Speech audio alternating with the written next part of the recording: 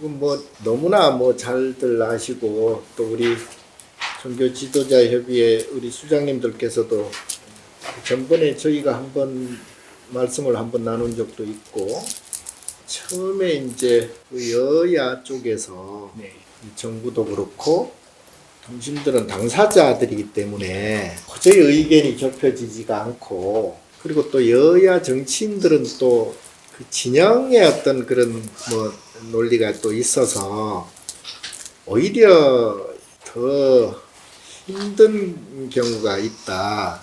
그래서 지금 이제 국가적으로나 사회적으로 어른들이 중재를 좀 해줬으면 좋겠는데 지금도 뭐 옛날에는 국가 원로급의 어른들이 좀 있었지만은 김수환 추기경님도 계시고 강원령 목사님도 계시고 또 우리는 전에 월조 스님도 계시고 이런 분들께서 이렇게 조금 중재 역할을 좀 해오시는 경우도 있는데 지금 그런 분들도 별로 보이지 않고 사회적 어른들도 워낙 이게 정치적으로 이게 진영의 그런 색깔들이 서로 이제 놓여 있기 때문에 그나마 그래도 우리 종교 지도자 협의회 수장님들께서 관심을 보여주셔서 일단은 국민들이 불편하니까요. 우리도 국민들을 위해서 우리가 종교를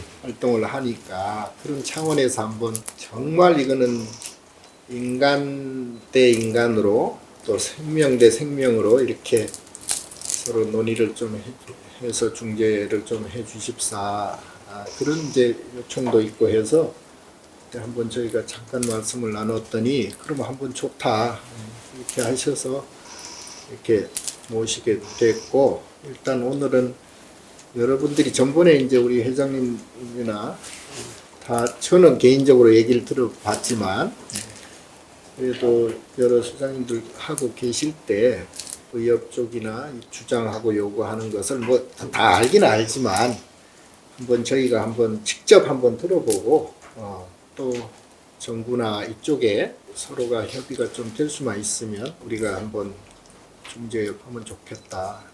그래서 그런 차원에서 지금 허심탄회하게 좀 말씀을 해주시면 우리 수장님들께서 질문이 있으면 또 해주시고. 예. 지금까지는 제가 이제 의장으로서 담화문 냈고 이제 우리 종교에서도 이렇게 냈고 그런데 뭐 예를 들면 뭐 조계종이라는 뭐 천주교라는 이런 입장에서 그런 성명서 내지 중재안을 내다 보니까 너무 좀 구체성이 좀 떨어지고요.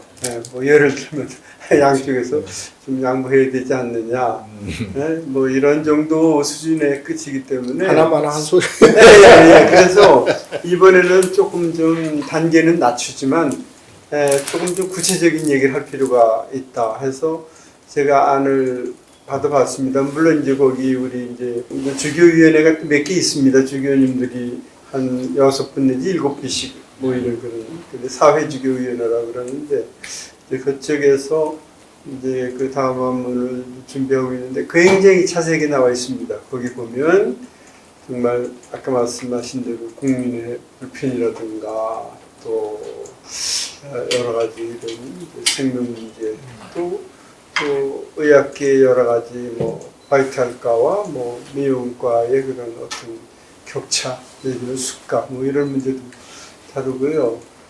동시에 또 정부에서도 전체적인 의견을 제대로 수렴하지 못했다 그런 부분이 있지 않습니까? 의료계도 뭐 전공이 다르고 수련이 다르고 의대생도 다르고 교수 다르고 또 직접 그 병원에 있는 그분들 입장 다르고 해서 그런 좀 아쉬운 그런 좀 지적을 하고 그래서 조금 지금까지 나왔던 거와는 달리 굉장히 구체적인 그런 현실 문제를 조금 좀 짚어서 어떤 단계는 좀 아래 단계에 있지만 성명서가 그거를 저도 이제 손을 보고 있고 곧 발표될 걸로 압니다. 그래서 뭐 이런 정도에서는 말씀을 드리고요. 이것은 정말 정부가 조금 좀 더 좀 더 신중하게 갔으면 여기까지는 안 왔을 텐데 그런 좀 아쉬움이 있습니다. 여기까지 말씀드리겠습니다. 각 분야의 대표들 오셨는데 여기서 뭐 처음에 서두에 얘기하면서 디테일 뭐 이런 거는 뭐 나중에 말씀드리더라도 한 가지 그냥 아쉬운 점을 말씀을 드리면 정부에서 하는 부분을 여기서 논하는 거는 근데 나중에 뭐 문제가 있으니까 나중에 논하더라도 우선은 그냥 현장에서 의료계에 있는 분들이 제가 아쉬운 거는 그 사실력으로 내가 내놓고 확인한 건 아니지만 뉴스만 보고 하는 얘기 때문에 응급실이나 의료 현장에서 이게 중단되지 않고 정보 여러분들 뜻을 충분히 얘기를 하고 시간이 걸리더라도 그렇게 했으면 좋겠는데 응급실이나 이런 데 의료 차질이 생겼다는 거 그런 건 좀 국민의 한 사람도 아쉽게 생각합니다. 그래서 그런 부분만 염두에 두신다면 뭐 정부에서 하는 일도 있지만 여러분들 의견을 지금 우리 진우 스님께서 말씀을 서두에 해주셨기 때문에 그 문제가 뭔지 여러 가지 있는데 복잡한 게 많이 있겠지만 일시에 다 해결할 수 있는 건 아니니까 우선 이렇게 찾아오셨는데 죄송한데 아쉬운 점을 먼저 말씀드려서 죄송합니다. 이 정도로 하고 이따가 기회 있으면 더 말씀을 드리겠습니다. 심각한 사태이기 때문에 각 그 종교계 지도자님들 제가 당선자 신분으로 뵀었고 그때도 이제 진호 스님 뵌 지가 반년이 지나가는데도 아직도 이게 그 정부랑 대화가 교착 상태고요. 수술이나 항암 치료가 뭐 하루라도 빨리 필요한 뭐 췌장암 한 환자조차도 내년 6월에나 수술이나 항암 치료를 받을 수 있다라고 들었습니다. 뭐 너무너무 걱정하신다고 말씀드렸고요.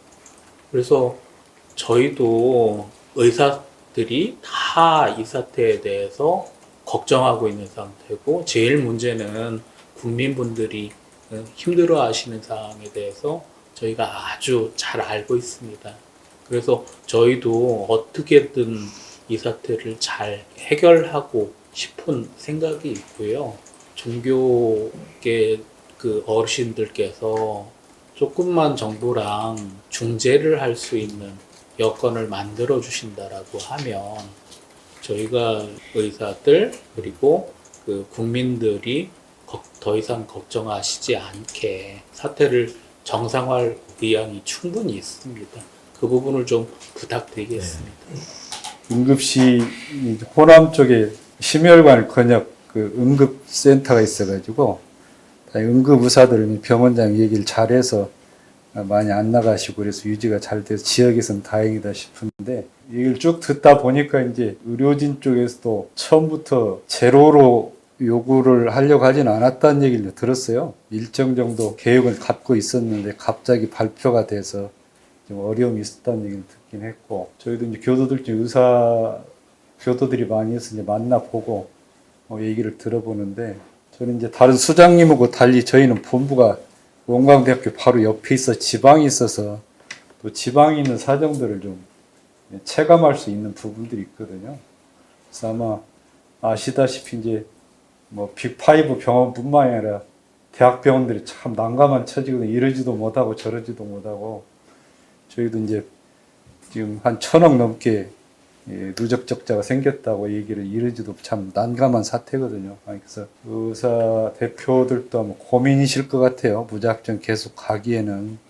그래서 이제 우리 진호 총무원장 스님께서 이제 저희들 대표해서 같이 하시는데 아무래도 저희가 또 나라 안에서 상징적으로 대표하는 바가 있어서 중재를 할 수 있는 길을 잘 찾아치면 진호 스님 중심으로 아마 그 일을 진행을 해가야 되지 않을까. 이게 어느 정도 되면 아마 의사 단체 쪽에서도 일정 정도 양보안을 우리 대표 의장 스님께 좀 주셔야 양쪽을 담아내지. 이게 그걸 좀 주시면 좋겠어요. 그렇게 돼서 그래야 이게 진전이 되니까 좋은 방향으로 잘 정리가 돼서 국민들에게도 이익이 돌아가고 의료계도 원하는 바를 일정 정도는 이루고 그래서 좀 잘 갔으면 좋겠다 싶은 생각이 듭니다.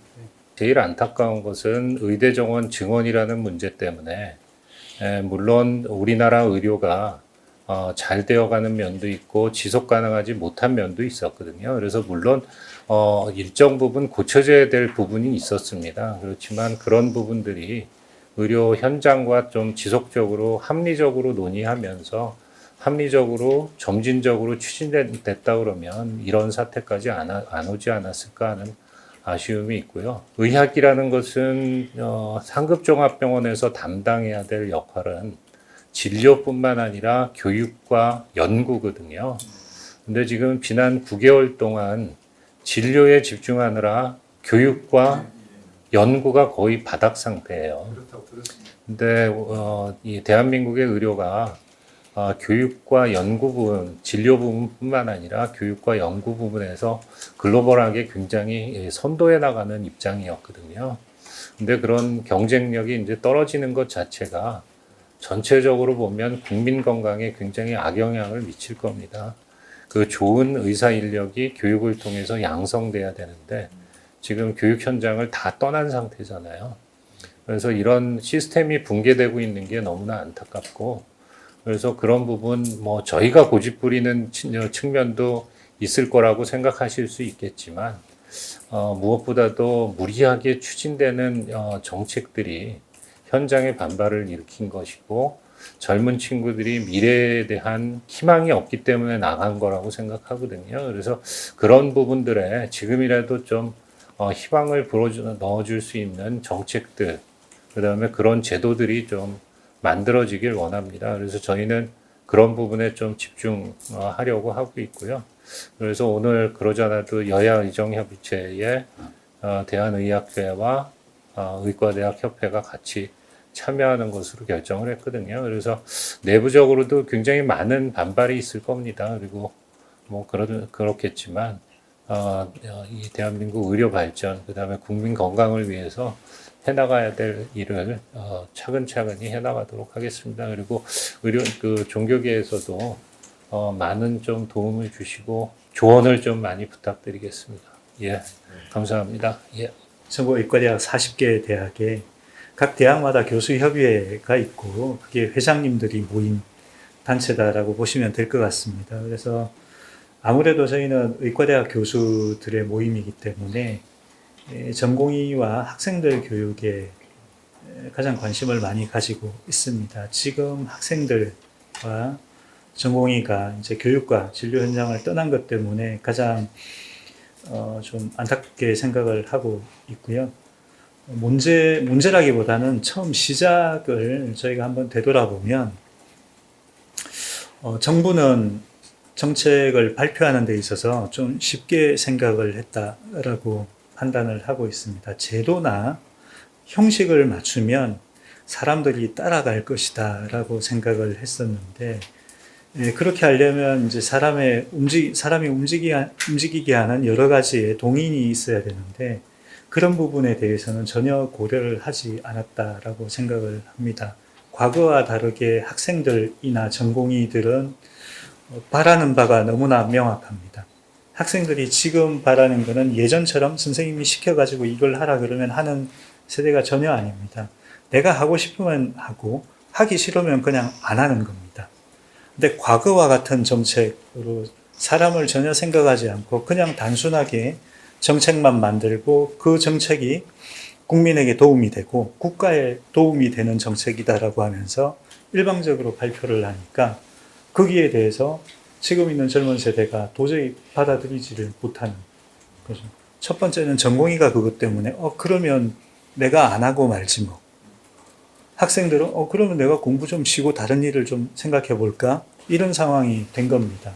근데 그런 학생들과 전공의들에게 강요를 하거나 급박을 하는 행동은 전혀 그 학생들로 하여금, 전공의로 하여금 다시 원위치로 돌아오게 하는 동인이 전혀 안 됩니다. 그래서 그 친구들이 뭘 생각을 하고 있고 뭘 바라는지를 정부가 그래도 조금이라도 생각을 해줬으면은 이런 상황까지는 오지 않았으리라고 저 개인적으로도 생각을 하고 저희 교수들도 그렇게 생각을 하고 있습니다. 그래서 뭐 여러 가지 복잡한 제도적인 측면이나 그다음에 수가 문제도 있고 그다음에 전공 간의 불균형 이런 문제가 있지만 지금 제일 중요한 부분은 학생들과 전공의가 이 사회를 신뢰하고 정부를 신뢰하고 그다음에 주변에 있는 사람들, 교수들을 신뢰할 수 있는 그런 계기가 하루라도 좀 빨리 만들어지면 신뢰가 쌓이게 되면 그게 대화의 시작이 될 거다라고 생각을 합니다. 아마 원장 선생님도 그렇고 다 아마 신문이나 이런 걸 보시면은 전공의들은 정부를 못 믿는다, 교수도 못 믿겠다 이제 이런 여러 가지 이야기가 많이 나오는데 그런 이야기가 안 나올 수 있게끔 조금 더 이제 사회가 전공의를 좀 바라보는 시각을 학생을 바라보는 시각을 쟤들은 가진 애들이고 지잘난 애들이라 이런 게 아니고 그 친구들이 뭘 고민을 하고 있는지도 그래도 조금 이해를 해 주십사 하는 말씀을 조금 드리고 싶습니다. 네, 이상입니다. 저는 좀 현장의 목소리를 조금 말씀드리는 게 맞지 않을까 싶습니다. 제가 맡고 있는 이제 분야가 이식혈관외과입니다. 그래서 굉장히 중증 진료, 그러니까 어떤 간 이식, 신장 이식, 그리고 혈관 수술들, 그리고 만성 신부전, 만성 간부전, 이런 환자들을 진료를 보고 그런 환자들이 정말 생명의 위험한 상황에서 이식이나 이와 같은 응급한 수술을 통해서 환자분을 살리는 그런 진료를 하고 있는데요.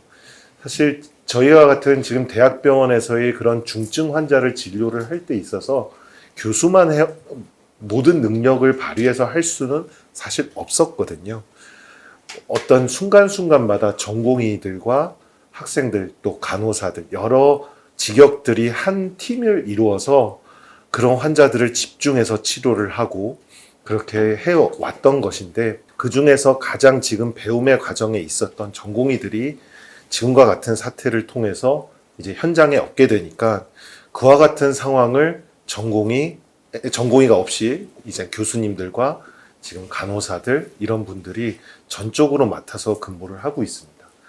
그러다 보니 아까 너무 중요한 말씀을 해주셨습니다. 응급실이나 이런 데서 제대로 응급 환자들이 진료가 되지 못하는 상황에 대해서 얘기를 해주셨는데 저희도 그 상황이 너무 안타깝습니다. 저희가 정말 그 빈자리들을 다 메꾸면서 하고자 최선을 다해서 진료를 보고자 하고 있는데 사실 그것이 너무나도 버겁고 힘든 것이 사실입니다.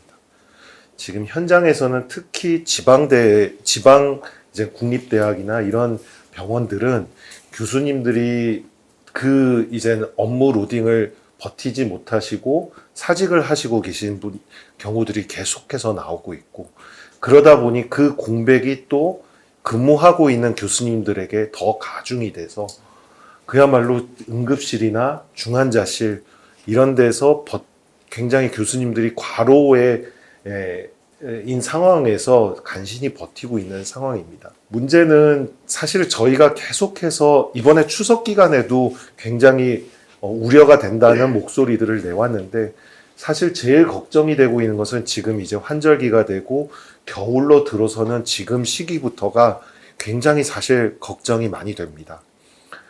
무슨 말씀이냐면 이제 겨울이 되면 이제 심혈관계 질환들, 뇌혈관계 질환들 그리고 호흡기계 질환들이 급속도로 증가를 하거든요.